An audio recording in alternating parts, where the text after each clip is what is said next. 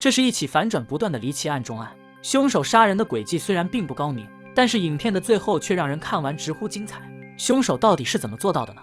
他设计这些的背后又隐藏着什么巨大阴谋呢？好了，影片开始。在一个美丽的滨海小镇上，波罗和助手小黑偶然结识了一位漂亮的女士。漂亮女名叫玛格达拉巴克利，简称叫尼克，是海对岸悬崖山庄的女主人。正聊着，尼克和两人说了一件最近发生的怪事。他说自己已经遇到了3次差点丧生的意外事件。正说着，尼克眼前好像有一只蜜蜂飞过，便摘下了帽子。波罗也表示听到了像黄蜂一样的声音。不久后，尼克的追求者乔治来找他，俩人便一起离开了，但是他的帽子却忘记了拿走。波罗拿起帽子，突然注意到上面有个洞，随后还在旁边的花丛中发现了一颗子弹。看来刚刚飞过的不是蜜蜂。波罗突然想起刚才尼克所说的3次意外，他觉得这些应该不是偶然发生的，恐怕是有人想要杀掉尼克。说完，波罗和小黑决定去山庄好好调查一番，顺便归还尼克的帽子。波罗把刚才他推测的事情都告诉了尼克，但尼克却没把这些当回事，并声称自己没有什么仇家，也没有什么钱财。虽然有座山庄，但已经破旧不堪，没什么价值了，所以应该没人会费尽心思来谋杀他吧。接着，尼克还把前几次遇险的情况都详细的告诉了波罗。首先是在险峻的山坡上，他开车下山时刹车失灵了；接着是在海边的小路上，差点被一块掉落的大石头砸中；然后是在半夜，床头的一幅油画突然掉了下来，差点正中他的脑袋。说完，波罗问他身边还有哪些亲近的人。尼克说他有个表哥查尔斯是位律师，曾经帮忙打理过山庄，另一位比较亲近的就是表妹玛吉了。接着，波罗说他找到的那颗子弹是从一把毛瑟枪里射出来的。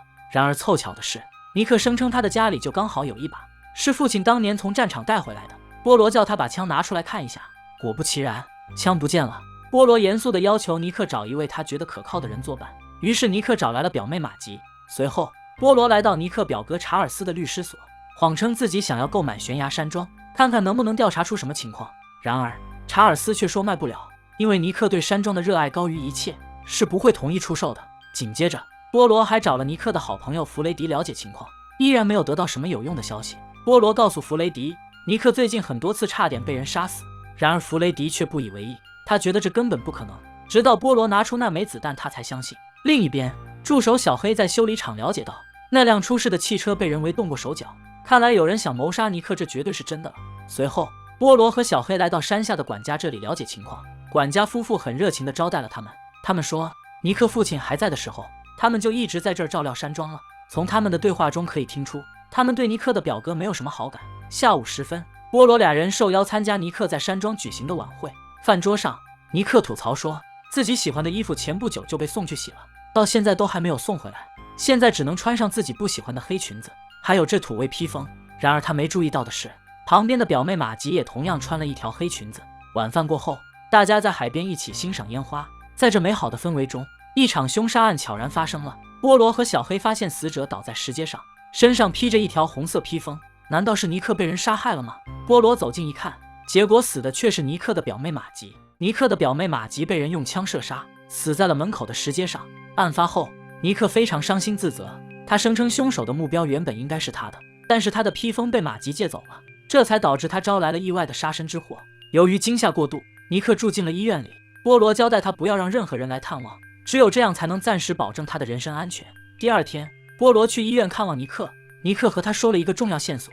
他说，在此之前他已经和一个飞行员赛顿秘密订婚了。然而不幸的是，2周前赛顿的飞机出事，现在已经确认了死亡。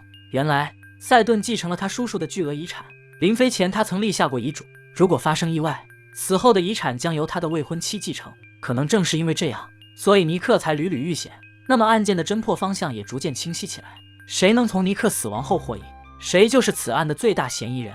接着，波罗还得知尼克在6个月前做手术时曾立下过一份遗嘱，遗嘱继承人是他的表哥和闺蜜，那份遗嘱也被他委托管家寄给了他的律师表哥查尔斯。随后，波罗和小黑来到律师所找到查尔斯，然而查尔斯却说自己根本没有收到什么遗嘱。接着，波罗又找到管家夫妇，可管家却说他们早就把遗嘱寄出去了。这么说来，他们中间肯定有一方在说谎。随后画面一转，波罗正准备前往山庄继续调查时，偶然遇到了尼克的追求者乔治，无意间发现他竟然拥有一艘与他经济条件不相符的游艇。傍晚，波罗突然接到医院的电话，得知尼克吃了有毒的巧克力，现在危在旦夕。原来有人伪造波罗的签名，把毒巧克力送进了医院。虽然医生以全力抢救，但尼克还是没能保住性命。后来，警方调查到送难和巧克力的人是弗雷迪，然而波罗去调查时，弗雷迪却说是尼克打电话要求他送去的。第二天，波罗接到了查尔斯的电话，说他刚刚收到一份遗嘱。这就奇怪了，为何6个月前寄出的遗嘱现在才收到，而且偏偏是在尼克死后的第二天？到了晚上，律师当众宣读了遗嘱，尼克把所有的财产都留给了管家夫妇。宣读结束，大家纷纷质疑遗嘱的真实性。然而就在这时，波罗突然说我们的莱蒙小姐会招魂术，不如请她把尼克招来问个清楚。一顿表演过后，尼克的灵魂果然出现了，众人都被吓了一跳。然而打开灯却发现，那根本不是灵魂，而是活着的尼克。原来他是在配合波罗假死，目的就是为了让凶手露出马脚。尼克真正的遗嘱是把遗产留给表哥和闺蜜，看来是管家夫妇私自修改了遗嘱，想把山庄占为己有。俩人被警察带走时都矢口否认谋杀过尼克，但他们改了遗嘱已成事实。至此，整个案件看起来就快要结束了。然而波罗却在这时突然开口说，现在才是揭露真相的时刻，原来凶手另有他人。看到这里，你能猜到真正的凶手到底是谁吗？这部精彩的悬疑佳作，不看到最后一刻，你绝对猜不到案件背后的真相。就在大家都以为这起案件已经告破之时，波罗对着众人说，现在才是揭露真相的时刻。他叫来贾普探长。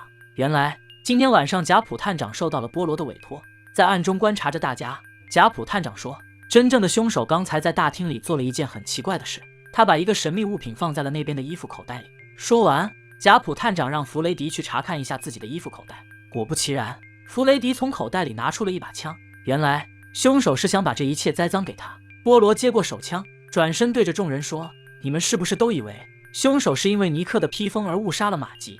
其实不然，真正的凶手要杀的人就是马吉。说完，波罗走到尼克身前，冷冷地对着他说，凶手就是你。接着，波罗对着众人说出了自己的推理。他声称在和莱蒙聊天时，莱蒙无意间提到了玛格丽特这个名字的简称有很多，马吉、马格、马奇等等。正是因为这些简称，才让他想清楚了凶手的作案动机。说完，波罗表示，真正和飞行员订婚的人其实是马吉，马吉就是马格达拉·巴克利的简称，而你们姐妹俩的名字也是一样的。